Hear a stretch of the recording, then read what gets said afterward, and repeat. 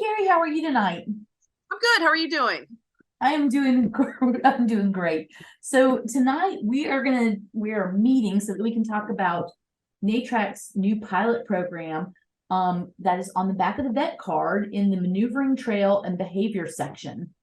So I was just kind of wondering, well, first off, for those that don't know us, um, do you mind giving just a general introduction about yourself? Sure. My name is Dr. Carrie Porter.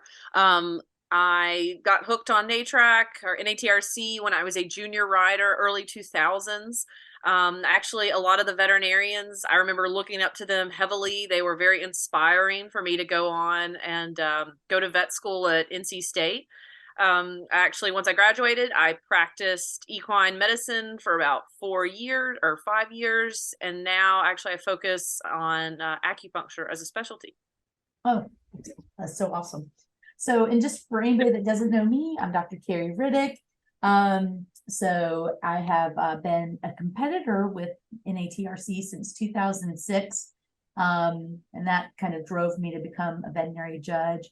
And I was just delighted to be on the committee to kind of work on the back of this card. So here we are. So as we're kind of talking about this pilot program, what are some of the goals of the program?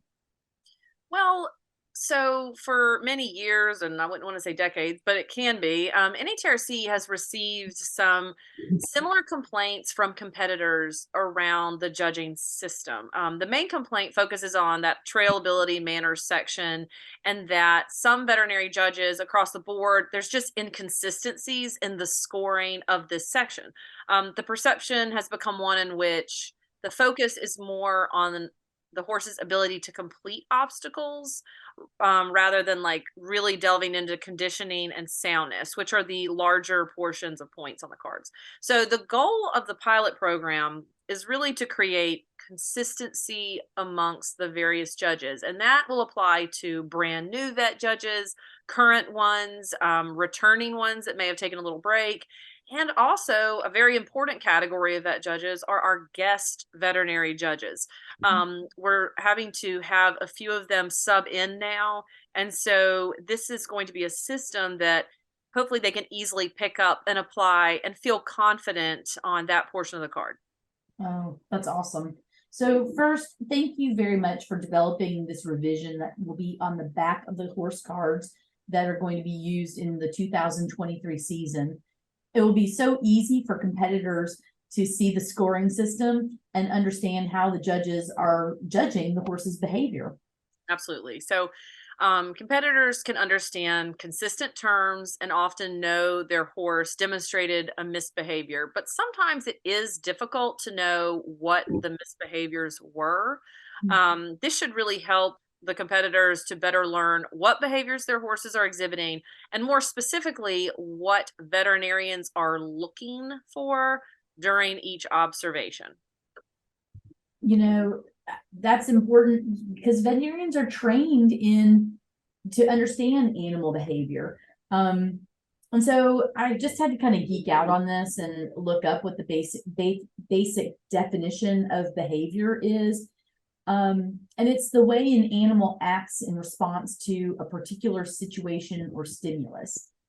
And that, in contrast to manners, with respect to the horse, they refer to teaching a horse how to behave, and this falls under the horsemanship judge's scope. So how is the revised maneuvering trail and behavior section, how is this going to shift the focus from manners to behavior? Right. So as you mentioned, veterinarians know behavior, and that's through our daily practice and our medical notations and record keeping. If you're a small animal veterinarian and you have a dog that bites, it's generally flagged on a medical record. If they have anxiety, they have different medications and they come in. So we're trained specifically in school and in practice to recognize behavior. The revised category is going to provide the terms the veterinary judges will now use. The veterinarians are now going to be more empowered to assess the horse's conditioning and soundness, and then can also assess behavior every time they see the horse as well.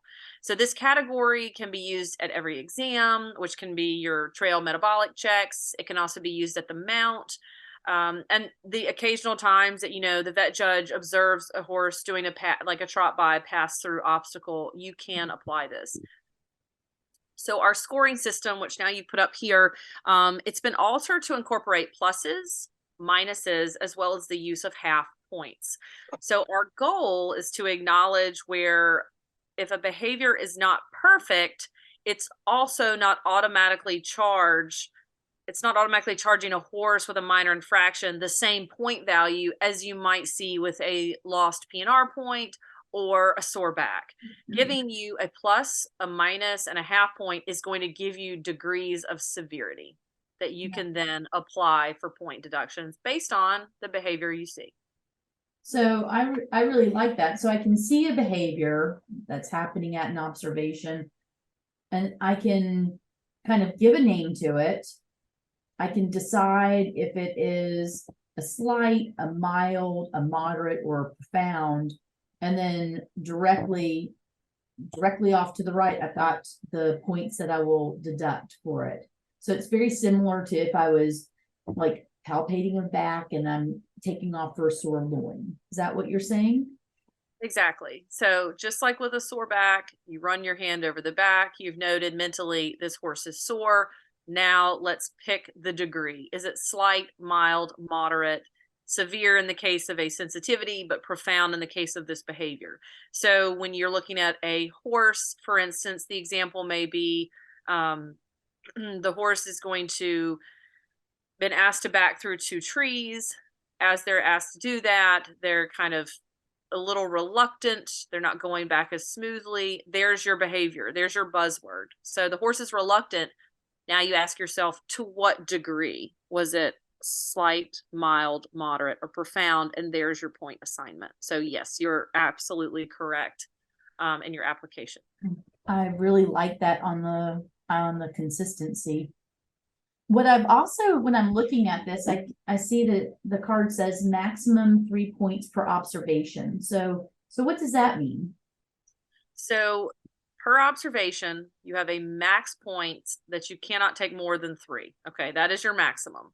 The reason we did this is sometimes with multi-part obstacles, you can get stacking of point deduction, meaning let's say the horse has to step over a log, then they have to side pass down the log, then they have to step off the log. Well, if this horse is fractious and reluctant, inattentive, distracted, all of the above, it's not going to do any of it, but that means they could basically lose multiple points at each step of that multi-part, giving them, 5 or 6 points off, which rivals a lameness. So with our max point, what we're trying to encourage, you can do multi-part obstacles, but we want you to look at what the horse is doing globally from a behavior standpoint. Why is it unable to cleanly step over the log, side pass down it, and then step off? What is the behavior? Is the horse anxious? Are you having head tossing? And then tell me slight, mild, moderate for your points. Okay. That is the main point of our maximum there. Okay. I think that makes great sense, and I totally understand that. I was kind of also wondering if you could just tell us a little bit about the did not complete in the past section, how that's looking to be judged. Absolutely. So in general, if you have a horse that did not complete, or there's a pass is generally 1 point more than the worst, and a did not complete is going to be almost in that same category. Okay. Mm-hmm. But the way we're looking at it now is a did not complete attempted the obstacle. They just did not complete it. A passed did not attempt the obstacle at all, but they have made the decision for safety concerns to pass.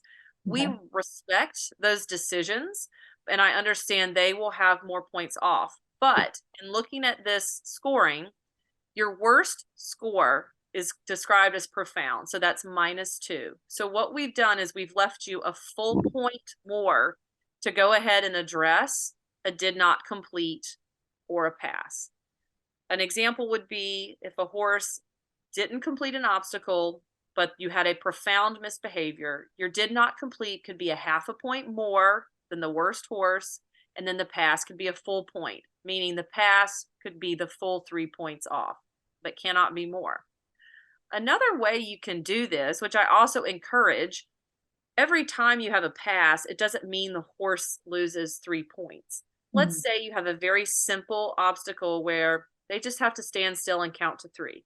Well, if almost all your horses do it perfectly and no one lost points except this one, like maybe 2 horses, you could say the did not complete was a minus, and then the pass could be a half a point off.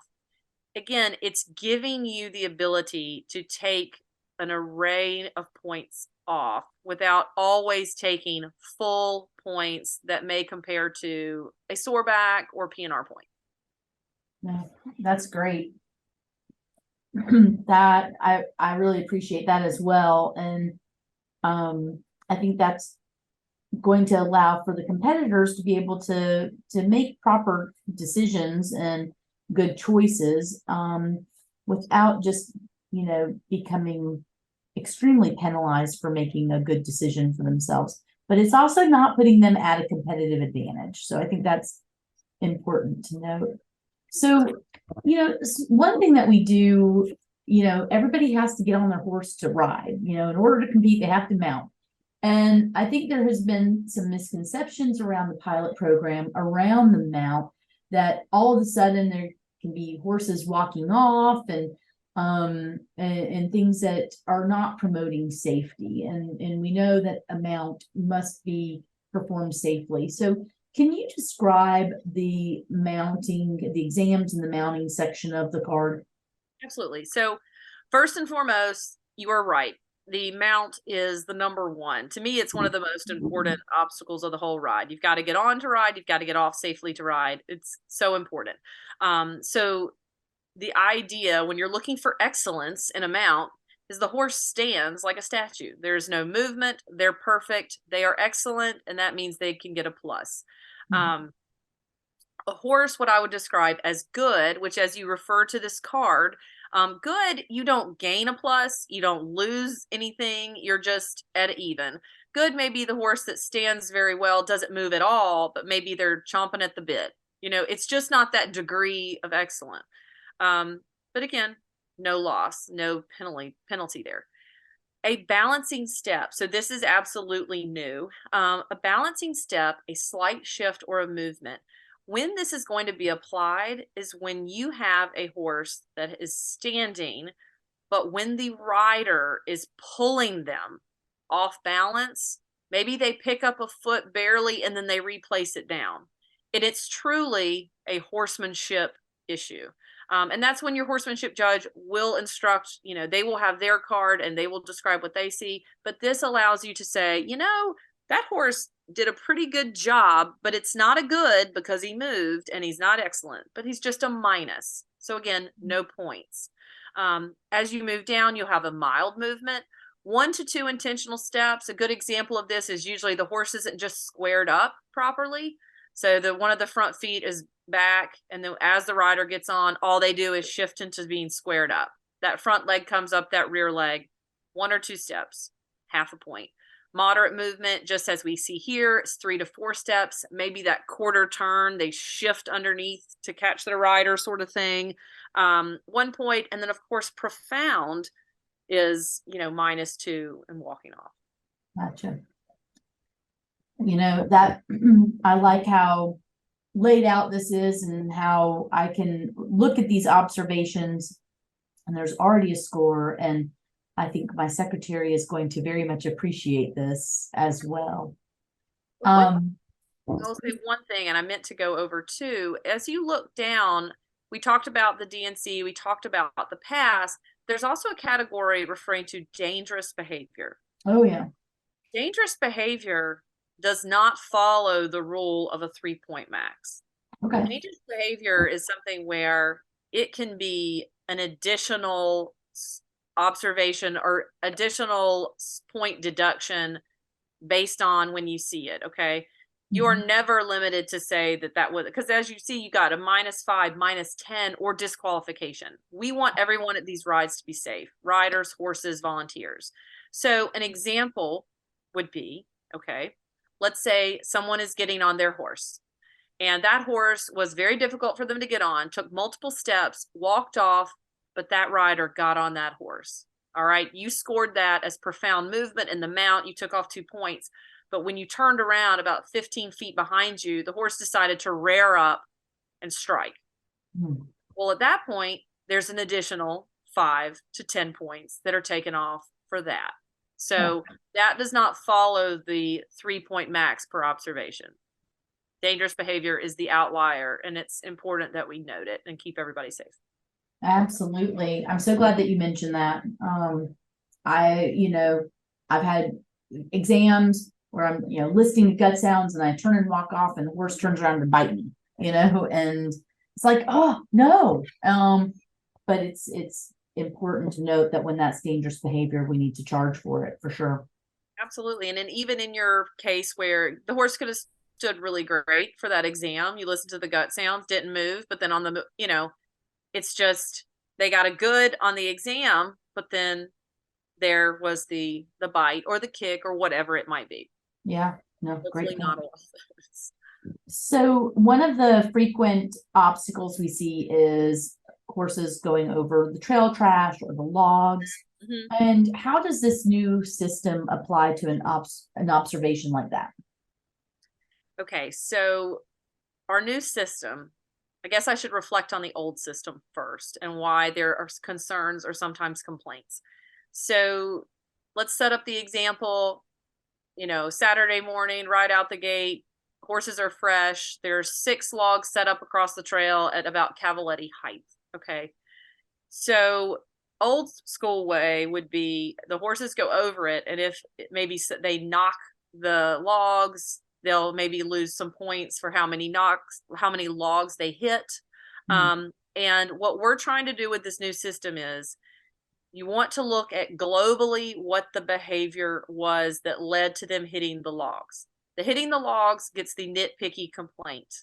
What we're trying to do is, okay, your horse came in and hit 5 out of 6 and it's at 8 a.m. What word describes? Were they anxious? Were they rushing? Were they buddying? Did they decide to start crow hopping? And was it slight, mild, moderate, or profound? And that's the approach. Because you can also have, the calm quarter horse that goes over all of them and barely tips the last one, but was calm and cool as a cucumber. Maybe they just get a good because they barely touched it. And the horse that didn't touch any gets an excellent.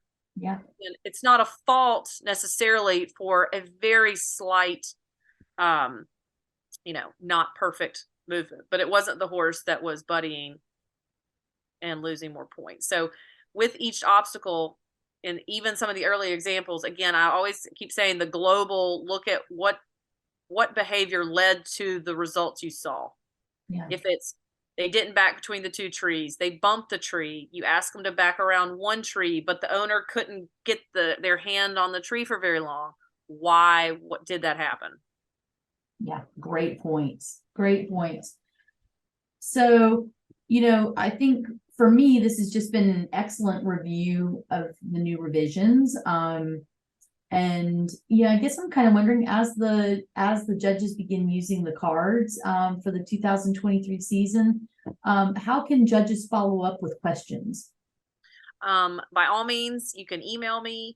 I think an even better route is we can set up a Zoom for those of you who have who are vetting rides and they're coming up. I'm happy to I know Carrie, we had spoken to about if we both jump on, we want to answer any questions. And if it's before the ride, that's fantastic. If you have them after, that's also fantastic. And if you just want to say, I've got 10 of my favorite obstacles and I'm going to run them through this and tell you what would be the best approach, that would be wonderful. So I'm here. We are here because we want this program to be successful and we've all put in a lot of time. So anything that you are concerned about, please let us know. And we're here to help in any way we can. Awesome.